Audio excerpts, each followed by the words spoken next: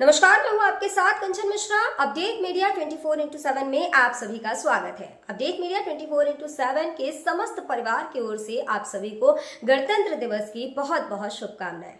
यह दिन हमारे देश की स्वतंत्रता, समानता और भाईचारे का प्रतीक है। 26 जनवरी 1950 को हमारा संविधान लागू हुआ था, जिसने हमें लोकतंत्र में अपने अधिकारों और कर्तव्यों का बोध कराया। हमें गर्व है कि हमारे संविधान ने हर नागरिक को समानता, स्वतंत्रता और न्याय का अधिकार दिया है। यह दिन भारत के संविधान लागू होने की याद में मनाया जाता है। भारत का संविधान 26 जनवरी 1950 को लागू हुआ था। इस दिन दिल्ली के राजपथ पर परेड और झांकियां निकाली जाती हैं। भारत के राष्ट्रपति तिरंगा फहराते हैं और 21 तोपों की सलामी दी जाती है। आओ झुककर सलाम करें उन्हें जिनके हिस्से में ये मुकाम आता है। खुशनसीब होता है वो खून जो देश के काम आता है। ना पूछो जमाने से कि क्या हमारी कहानी है, हमारी पहचान तो बस इतनी है कि हम सब हिंदुस्तानी हैं। ना जियो धर्म के नाम पर, ना मरो धर्म के नाम पर, इंसानियत ही है धर्म वतन का, बस जियो वतन के नाम पर। एक बार फिर से आप सभी को अपडेट मीडिया 24x7 के समस्त परिवार की ओर से गणतंत्र दिवस की बहुत। भारत का गणतंत्र दिवस 26 जनवरी को क्यों मनाया जाता है? जैसा कि आप जानते हैं कि गणतंत्र दिवस हमारा राष्ट्रीय पर्व है जो 26 जनवरी को मनाया जाता है। हर साल गणतंत्र दिवस के दिन भव्य परेड का योजना बनाया जाता है जो इंडिया गेट से राष्ट्रपति भवन तक होता है। इस परेड के दौरान थल सेना, वायुसेना और नौसेना के जवान शामिल होते हैं। इस परेड के दौरान तीन सेनाओं के प्रमुख राष्ट्रपति को सलामी देते हैं। यही नहीं, इस दिन तीन सेनाएं आधुनिक हथियारों का प्रदर्शन भी करती हैं जो राष्ट्रीय शक्ति का प्रतीक है। लेकिन आप जानते हैं कि गणतंत्र दिवस 26 जनवरी को ही क्यों मनाया जाता है? दरअसल 1950 ईस्वी में मुझे भारत सरकार अधिनियम को हटाकर भारत का संविधान लागू किया गया था। संविधान को लागू करने के लिए 26 जनवरी का दिन इसलिए चुना गया क्योंकि साल 1929 में दिसंबर में लाहौर में भारतीय राष्ट्रीय कांग्रेस का अधिवेशन पंडित जवाहरलाल नेहरू की अध्यक्षता में हुआ था। इस अधिवेशन में प्रस्ताव पारित कर इस बात की घोषणा की गई कि यदि अंग्रेज सरकार द्वारा 26 जनवरी 1930 तक भारत को स्वतंत्र देश का दर्जा नहीं दिया गया तो भारत को पूर्ण रूप से स्वतंत्र देश घोषित कर दिया जाएगा। जब अंग्रेज सरकार ने कुछ नहीं किया तब कांग्रेस ने 26 जनवरी 1930 को भारत को पूर्ण स्वराज घोषित कर दिया। 26 जनवरी 1950 के दिन सुबह 10:18 पर भारत एक गणतंत्र बना। इसके 6 मिनट बाद 10:24 पे राजेंद्र प्रसाद ने भारत के पहले राष्ट्रपति के रूप में शपथ ली। इस दिन पहली बार बतौर राष्ट्रपति डॉक्टर राजेंद्र प्रसाद बग्घी पर बैठकर राष्ट्रपति भवन से निकले थे। इस दिन पहली बार भारतीय सैन्य बल की सलामी ली। पहली बार उन्हें गॉर्ड ऑफ स्वामित्व दिया गया था। गणतंत्र दिवस के दिन भारत में राष्ट्रीय अवकाश भी घोषित किया जाता है। यह हमारे देश के लिए बेहद ही खास पर्व है। साथ ही यह हमारे लिए बेहद ही गर्व का विषय है कि हमारे राष्ट्र को एक गणराज्य के रूप में स्थापित हुए 76 वर्ष पूरे हो चुके हैं। देश की संप्रभुता और एकीकरण को दर्शाने वाला यह त्योहार हर भारतीय के मन में देशभक्ति की भावना का संचार करता है। 26 जनवरी 1950 21 तोपों की सलामी के साथ तिरंगा फहराते हुए राष्ट्रपति डॉक्टर राजेंद्र प्रसाद ने स्वतंत्र भारत का स्वनिर्मित संविधान लागू किया। भारत के नए युग की शुरुआत के साक्षी देशवासियों सहित सी गोपालाचारी, जवाहरलाल नेहरू, सरदार पटेल जैसे गणमान्य बने। मात्र 3 साल पहले आजादी की सुबह देखने वाले देश ने अपना संविधान बनाकर विश्व को अपनी संप्रभुता का परिचय दिया। हालांकि ये डगर इतनी आसान नहीं थी। इतिहास के पन्नों को टटोले तो मालूम होता है कि स्वराज के साथ ही अपने संविधान, हक और हुकूम की लड़ाई बेहद चुनौती भरी थी। दरअसल अंग्रेजों की गुलामी से त्रस्त देशवासियों को प्रथम विश्व युद्ध के दौरान एक सुनहरा अवसर हाथ लगा जब ब्रिटेन की ओर से मदद की गुहार लगाई गई। भारतीयों ने सहर्ष प्रस्ताव स्वीकार किया और वर्ल्ड वॉर में ब्रिटेन के साथ खड़े नजर आए। यह उद्देश्य के साथ कि उन्हें आगे चलकर अंग्रेजों की हुकूमत से आजादी मिल जाएगी। लेकिन एक बार फिर अंग्रेज अपनी बात से पलटते नजर आए और आजादी के बदले लेकर आए भारत सरकार अधिनियम 1919। इस अधिनियम का असर ये रहा कि देश के कुछ बड़े प्रांत में दोहरी शासन प्रणाली व्यवस्था लागू हुई। इसके तहत स्वास्थ्य, शिक्षा, कृषि जैसे विषयों को भारतीय मंत्रियों के सम्मुख सौंप दिया गया था। वहीं दूसरी तरफ से सैन्य, रक्षा और विदेशी मसले जैसे अहम मुद्दे वायसराय के अधिकार क्षेत्र में रहे। इसके अनुरूप भारतीयों को यह आश्वासन दिया गया कि इस अधिनियम से पड़ने वाले प्रभावों का विषय में भविष्य में आकलन किया जाएगा। अंग्रेजों के इसी कदम ने जमीन तैयार की साइमन कमीशन की। जो साल 1928 में भारत की धरती पर दाखिल हुआ। साइमन कमीशन ने बड़े ही नाटकीय अंदाज में संवैधानिक सुधारों की समीक्षा कर अपनी रिपोर्ट तैयार की। लेकिन अब समय बदल गया है। अब देशवासी अंग्रेजों के बहकावे में नहीं आने वाले थे, क्योंकि स्वराज के साथ साथ अपने संविधान की मांग भी धीरे धीरे देशवासियों के मन में परवान चढ़ने लगी थी। साइमन कमीशन रिपोर्ट के बाद देश भर में जमकर आंदोलन हुए। इसे शांत करने के लिए ब्रिटिश सरकार ने राउंड टेबल कॉन्फ्रेंस का आयोजन किया। हालांकि देश के सभी वर्ग के नेता इसमें शामिल नहीं थे, इसलिए ये एक असफल प्रयास सिद्ध हुआ। लेकिन जहां एक तरफ ब्रिटिश हुकूमत भारतीयों के इरादों को एक बार फिर भुलाने के जद्दोजहद में लगी थी, तो वहीं दूसरी तरफ देश के वीर सपूतों ने अपने संविधान का खाका तैयार भी कर लिया था।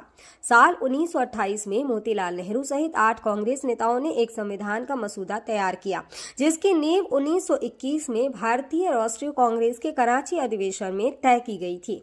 इस तरह स्वतंत्र भारत के संविधान की रूपरेखा सजने लगी थी। समय का पहिया आगे बढ़ता गया। फिर आया गवर्नमेंट ऑफ इंडिया एक्ट 1935, जिसे हमारे संविधान का संरचनात्मक आधार कहा जाता है। दूसरे शब्दों में कहें तो यह एक फाउंडेशन बन गया, जिसके ऊपर मौजूदा संविधान की भव्य इमारत खड़ी हो गई।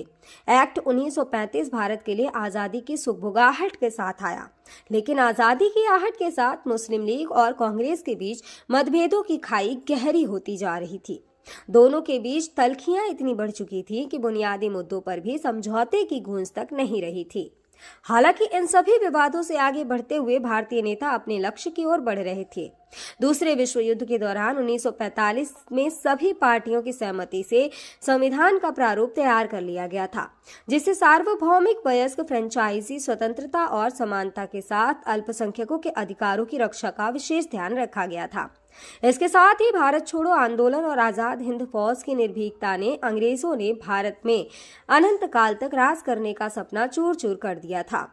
जैसे जैसे भारतीय राष्ट्रीय आंदोलन जोर पकड़ता गया, ब्रिटिश हुकूमत पर संविधान निर्माण के लिए संविधान सभा के गठन का दबाव भी बढ़ता गया।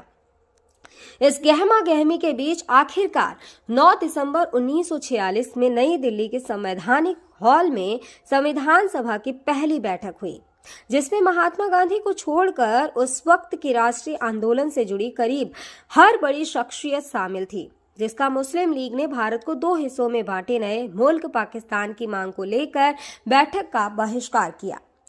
लिहाजा पहली बैठक में कुल 207 सदस्यों ने हिस्सा लिया, जहां सभा के सबसे वरिष्ठ सदस्य डॉक्टर सच्चिदानंद सिन्हा को सभा का अस्थायी सदस्य चुना गया। हालांकि 2 दिन बाद 11 दिसंबर को डॉक्टर राजेंद्र प्रसाद सभा के अध्यक्ष निर्वाचित हुए और डॉक्टर एच.सी. मुखर्जी और वी.टी. कृष्णमाचारी को सभा का उपाध्यक्ष बनाया गया। इसी कड़ी में आया सुनहरा दिन 15 अगस्त 1947 का, जब गुलामी की बेड़ियों को तोड़ भारत ने आजादी की नई सुबह देखी। देशवासियों में जोश भरते हुए आजाद भारत के प्रथम प्रधानमंत्री जवाहरलाल नेहरू ने बुलंद आवाज में देश को संबोधित किया। इतिहास के पन्नों में यह भाषण ट्रस्ट विद डेस्टिनी नाम से दर्ज हुआ। इसके साथ ही तेज हुई संविधान निर्माण की प्रक्रिया। आजादी के बाद चुनौतियों में इजाफा हुआ। संविधान पर सामग्री की कमी थी, लेकिन उसका सही चयन और उचित व्याख्या का काम बहुत जटिल था। बी.एन. राव द्वारा तैयार किए गए संविधान के प्रारूप पर विचार विमर्श करने के लिए संविधान सभा 29 अगस्त 1947 को एक संकल्प पारित करके प्रारूप समिति का गठन किया। इसके अध्यक्ष के रूप में डॉक्टर भीमराव अंबेडकर को चुना गया। इस समिति में अंबेडकर के अलावा 6 और सदस्य थे। संविधान निर्माण के दौरान कई अहम फैसले लिए गए, जिसके राष्ट्रमंडल के समूह में भारत की सदस्यता, राष्ट्रध्वज का चयन, साथ ही राष्ट्रगान और राष्ट्रनीति का चुनाव शामिल था। यहाँ दिलचस्प बात यह है कि संविधान में सबसे पहले नंबर पर आने वाली उद्देशिका सबसे अंत में पारित हुई। संविधान अगर राजनीतिक असंवैधानिक दस्तावेज है, तो पीएमएल एक ग्रंथ को दार्शनिक नजरिया प्रदान करती है। डॉक्टर भीमराव अंबेडकर की अगुवाई में संविधान निर्माताओं ने 60 देशों के संविधानों का अध्ययन किया। 4 नवंबर 1948 को संविधान का अंतिम प्रारूप पेश किया। संविधान तैयार करने के बाद मुश्किल खड़ी हुई कि इसे सुंदर अक्षरों में पिरोकर कैसे संजोया जाए। इस उधेड़-बुन के बीच प्रेम बिहारी नारायण रायजादा का नाम सामने आया, जो कि अपने दौर के सबसे विख्यात कैलीग्राफर थे। उसके बाद भारत का संविधान प्रेम बिहारी नारायण रायजादा सुलेख फॉन्ट में लिखा गया। उसके प्रत्येक पृष्ठ को नंदलाल बोस के मार्गदर्शन में शांति निकेतन के कलाकारों द्वारा अलंकृत किया गया। इस तरह कुल 2 साल 11 महीने और 18 दिनों में विश्व के सबसे बड़े लोकतंत्र का स्वनिर्मित संविधान बनकर तैयार हुआ। आधिकारिक तौर पर 26 नवंबर 1949 को संविधान को पारित किया गया, जिस पर संविधान समिति के 15 महिलाओं सहित 284 सदस्यों ने हस्ताक्षर किए। वहीं संविधान लागू करने के लिए 26 नवंबर को चुना गया, क्योंकि 26 जनवरी 1930 को भारतीय कांग्रेस के लाहौर अधिवेशन में पूर्ण स्वराज का प्रस्ताव रखा गया था। इतिहास में इसे प्रथम स्वतंत्रता दिवस के रूप में भी जाना जाता है। यही कारण है संविधान लागू करने के लिए भारत के प्रथम स्वतंत्रता दिवस यानी 26 जनवरी को चुना गया। 26 जनवरी 1950 दिल्ली की सर्दी को देशभक्ति मात दे रही थी, जब राजगोपालाचारी ने अपने शब्दों में भारत को संप्रभु लोकतांत्रिक गणतंत्र घोषित किया। इसके बाद डॉक्टर राजेंद्र प्रसाद को भारत के पहले राष्ट्रपति की शपथ दिलाई गई। उसके बाद सार्वजनिक समारोह की शुरुआत हुई, जिसमें राष्ट्रपति डॉक्टर राजेंद्र प्रसाद और मुख्य अतिथि इंडोनेशिया के अध्यक्ष सुकर्नो हुए और मुख्य अतिथि इंडोनेशिया के अध्यक्ष सुकर्नो भी शामिल हुए। इसी तरह दिनांक 26 जनवरी 1950 इतिहास के पन्नों में स्वर्णिम अक्षरों में दर्ज हो गया। ग्राम सिरसा बेवा मऊ ब्लॉक जसवंत नगर जनपद इटावा प्रधान विमलेश कुमार और प्रतिनिधि माया प्रकाश की ओर से समस्त गांव वासियों, नगर वासियों और देशवासियों को गणतंत्र दिवस की बहुत बहुत शुभकामनाएं। और साथ ही वतन वतन मेरे आबाद रहे तू, मैं जहाँ रहूं जहाँ में याद रहे तू, ऐ वतन मेरे वतन।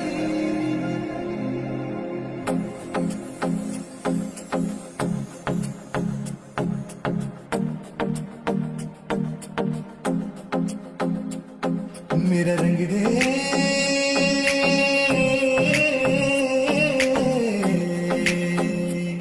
मेरा रंग दे बसंती चोला माए रंग दे, मेरा रंग दे बसंती चोला माए रंग दे, मेरा रंग दे बसंती चोला रंग दे।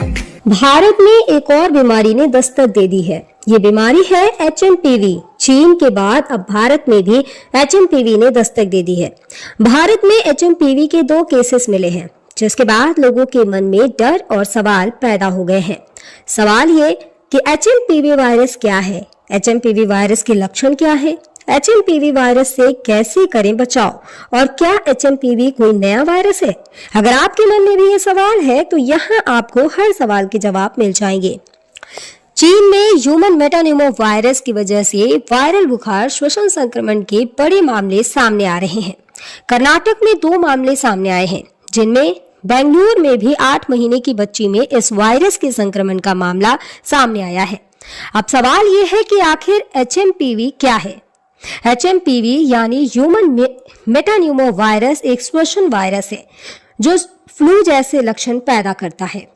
अब निचले और ऊपरी श्वसन संक्रमण जैसे सर्दी का कारण बनता है।